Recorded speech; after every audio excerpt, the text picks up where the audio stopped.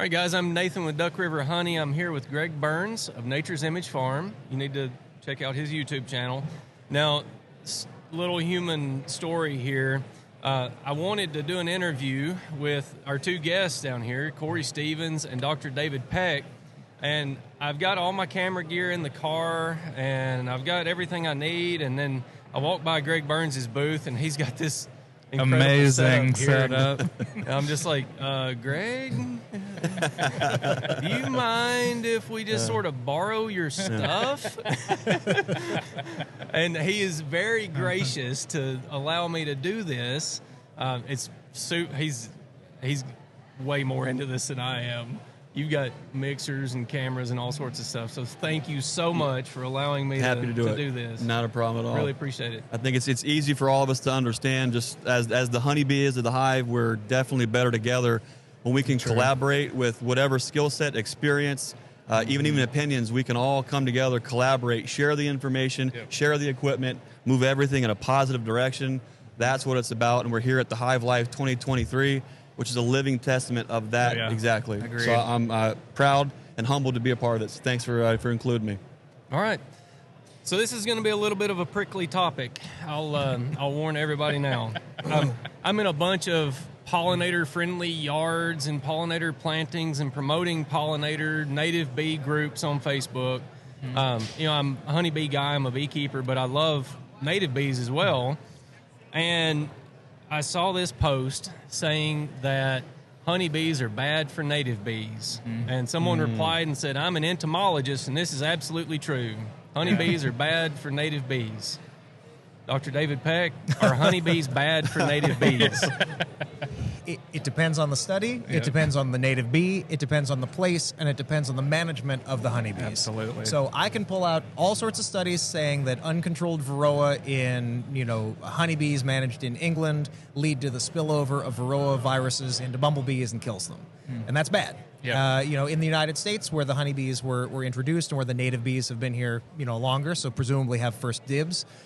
We've certainly got evidence in certain climates, especially when you're in something that's a little bit marginal, something like a desert environment where there's not that much nectar to go around anyway. Honeybees are nectar collection machines, and that's something we really like about them, but I'm sure the native bees don't appreciate it.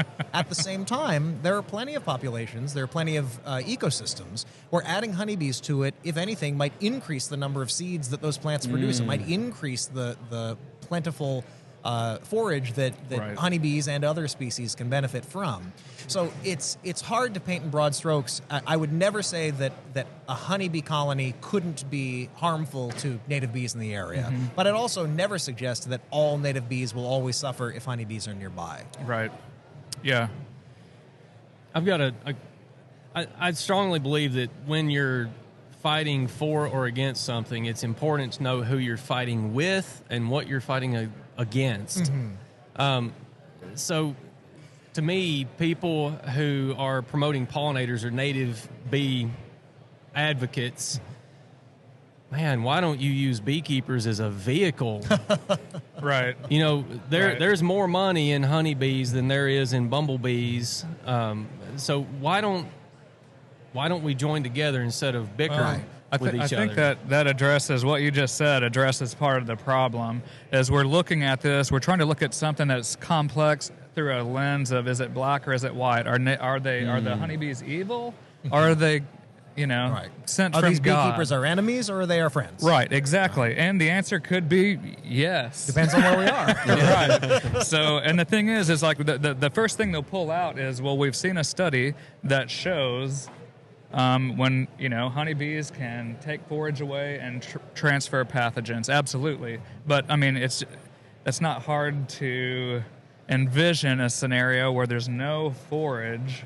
Of course, they're going to compete a bit. So I think we should say, well, yes, that's correct. They're not evil, though. And again, why don't we look at this where everyone can win? They don't all love the same forage. Honeybees like some stuff that bumblebees won't. Some of the longhorn bees I've got, Melicides, they're on stuff that other bees are not on. So the answer is we need all the bees, because the more bees we have, the more diverse coverage we have for pollination and the healthier our ecosystem is. So it comes back to don't get dogmatic about it. Don't try to look at it through a black and white lens. You know, you could take the same study and affect that area by planting forbs, by planting flowering trees and shrubs, and get the opposite result of what they got. So, you know, that's such a critical point that you're making, because the reality is we've got honeybees here. We've got an awful lot of them. There's a big industry around them. There's a lot of agricultural industries that depend upon the honeybee industry to continue to exist. So even if every beekeeper quit beekeeping, the almond growers would go pay other people to learn how to be beekeepers. Yeah, exactly. Right? So because we've got the honeybees here and we have these native pollinators that need support, we need to look at how we can take actions that are beneficial to all of them, and those plantings, controlling the habitat availability, controlling the forage availability, planting, you know, in a constructive way, eliminating the use of herbicides that are wiping out all these roadside ditches that both our bees and the natives are dependent upon. Those are all good paths forward. The honeybee industry has money. Not as much as we'd all like, but it has money. Unfortunately. And so we can support some of these research programs. And sure, it's partially for honeybees. Maybe it's also for monarch butterflies. The people who are enthusiastic about monarch butterflies might be able to get some money that can go to something that helps what our honeybees need and what the monarchs need. Everybody likes eating milkweed, right? So I think that viewing it, as you're exactly right, it can't just be friend or enemy, but if it has to be one, it should always be friend. And it can be friends that have slightly differing views or different desires in this spot or that spot, but we've got to understand that there's an awful lot of people who don't care at all about insects at all. And so the fact that we're all on Team Bug is probably to all of our benefit to work together.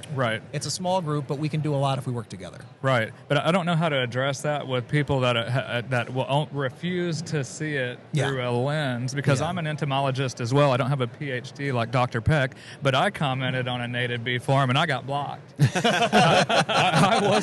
I just stated fact. I didn't even state opinion, but you know, it's the refusal to look at it as varying shades of gray. And like David said, if we're all in the same team, it is ridiculous what we can accomplish. And the thing is, too, is I've planted a majority of my farm in diverse wildflower. Well, what did I notice? Not only are the bees doing way better, the native bees are doing amazing, and I've documented some endangered bumble species in there, which was really cool. So I love the other bees as well. But the deer are everywhere. At first, I was PO'd that they're eating my flowers I just planted. And then I talked to Missouri land conservationist, a guy that worked for MDC, and he's like, of course they are. That is high protein You built forage. an ecosystem. Exactly. Lactating does love what you planted. And lo and behold, they're perennial, and the top being nibbled off didn't hurt a bit. And so the bees are happy, and the deer are happy too. And I think it's education again, is to bring us together and see where we have similarities, not focus on the differences, and then move forward.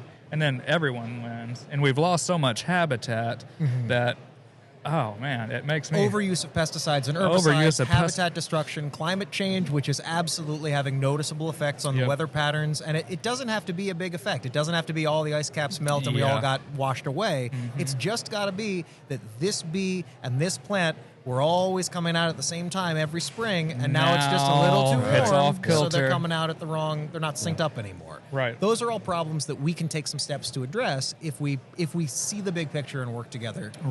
So, and we talked about potential pathogen transfer.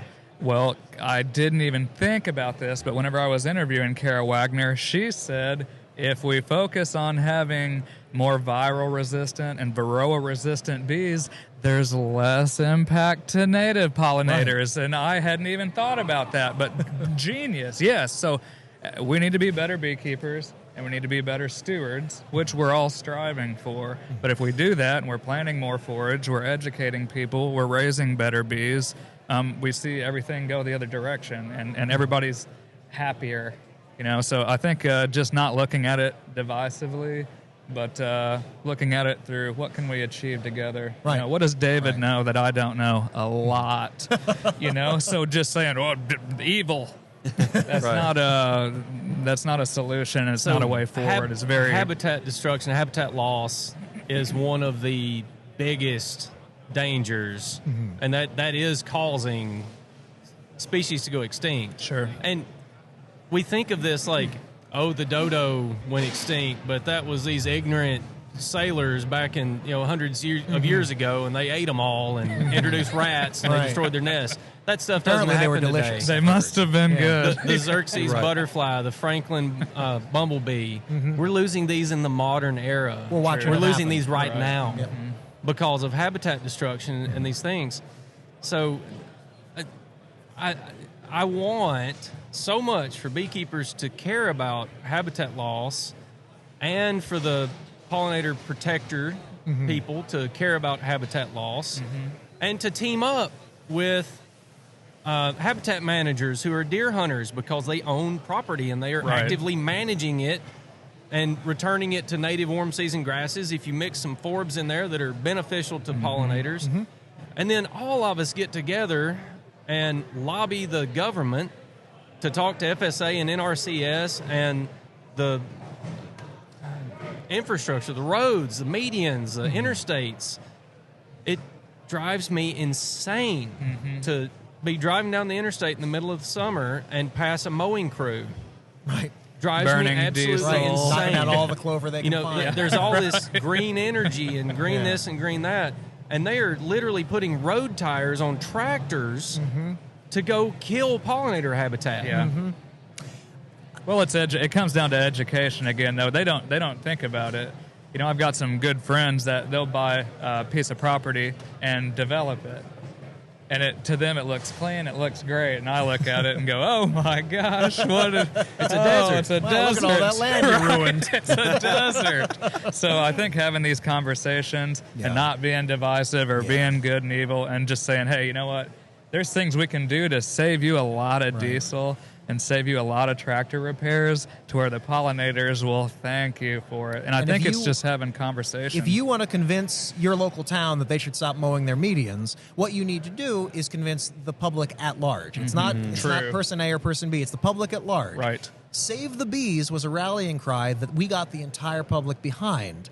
And I think that a lot of folks saw the value in that. The native pollinator researchers, the bumblebee researchers, the bumblebee people said, yeah, save the bees. Stop spraying pesticides, restore habitat, control climate change. Those are all the things that are going to save all of these pollinators. So they understood that, sure, the honeybees can be the mascot because everybody likes honey, but everybody benefits. Right. I think that there is a generation of entomologists or contrarians, folks who say, well, actually the honeybees aren't actually very good, and then they're not even native, and the native bees are better, and did you know that this squash bee can do this neat little thing? I love that squash bee can do that neat little thing. We need the squash bee too, but we also But if need... we don't have the beekeepers and the entomologists working together and saying, all right, here's how we're going to convince everyone that the next rallying cry is save the bees, stop mowing the median strips. We're not going to be able to achieve anything. We lose all of our power if we aren't working as a team, and we gain nothing by separating. Right, exactly. Because they're not getting rid of the bees, and we don't have anything against the native pollinators. Yep, so exactly. we're natural allies. And like you said, getting the word out, well, we don't have to read a book that was printed somewhere. Like I said, we have the internet now, and we have Greg's podcast, we have Nathan's podcast.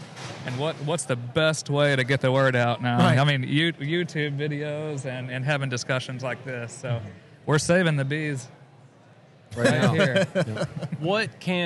If someone is still watching this video this late, they actually care. And they're probably inclined to do something. I think most people care. So I think so. What action should we take? Is there a group that we should join? Is there something that we should do? What actions can we physically do? Plant forage to make a difference. Not everybody is made to be a beekeeper for certain. That's certainly true. But someone they can wants plant to save flowers. The bees and they don't want to be a good beekeeper. Scatter some seeds. Be a gardener. Exactly. Yep. But I think beyond that, beekeepers or not, one of the best when you have a group of allies and there's some opportunity for them to start splitting apart, the best thing that you can bring to that is patience. When somebody says, well, honeybees aren't native and they're bad for the native pollinators, it's very easy to say, I know you're wrong, or I know that you're only right in a very limited way, and so I'm going to ignore you and I'm going to hate you and I'm going to be mad at you. If we can be patient and say, I understand that perspective, but have you read this? Or are you aware of that? Absolutely. Or don't you think that given all of these things that we could still work together on at least this one problem? That, I think, is one of the most helpful things that we can do, is make sure that if we're getting pushed away, don't let them. Grab them in a bear hug and say, nope, you're part of this team. Yeah. And we're part of this team because I love monarch butterflies and squash bees I do just too. as much as you do. Right. I'm just also a beekeeper. Yeah, exactly. And I like to eat, so I like to ensure our pollination I want is everything adequate. pollinated. I like tomatoes, and honeybees aren't great at pollinating them, Yes, so I need bumbles. some bumblebees too. Yep, exactly. Yep. There's a phrase coined by permaculturalist Bill Mollison many moons ago that the problem is the solution. In the context that I think a lot of us work in, we appreciate all of the work and the mindset and the lenses that the diversity you guys are all working and all of us together. In my mind, it might be oversimplifying a lot of these situations, but if we are actually going to be the change that we want to see in the world in these situations, a lot of folks are worrying about what club to join, what federation to support, where to put the funding, where to put the money, where to lobby. These all matter, they certainly do. But if a lot of folks spent more time actually being the change, whether it's the backyard, starting the garden, learning more about diversity, the ecosystems, how they can be beneficial, actually put their efforts and assets into actually making positive change, that grows so incredibly and is so infectious to the overall community. It grows and it grows and it grows. That coupled with all the conservation efforts, like folks like yourself, all the education and the scientific backing, putting all those things together, working those things together, in my mind, that is what is actually going to make long-lasting, beneficial change, not just for the problems that we have right now, but it'll help create the solution for the problems that we will have in the future. Right. And you have to have a growing attitude. If you're going out to plant, forbs or flowers in your backyard, lean over the fence and figure out what your neighbor's doing and say, hey, do you want me to share some of these seeds with you? I've been reading this interesting book. Maybe you'd like it too. Or why don't you watch this video or listen to this podcast? Yep. So, if you're a beekeeper and you're trying to be better at your mite management, maybe talk to your beekeeping buddy who got you into it and say, hey, I learned this. Do you want to try doing this thing with me this summer too? Yeah. It's always got to have that attitude of bringing more people in, do the right thing, get other people to come along with you. Are there any groups that we need to join? I'd say join them all. It's not that hard. Xerxes Society? Xerxes is great. Pheasant and Quail Forever. They do a lot of. They call it the Habitat Organization. That one's pretty good to support.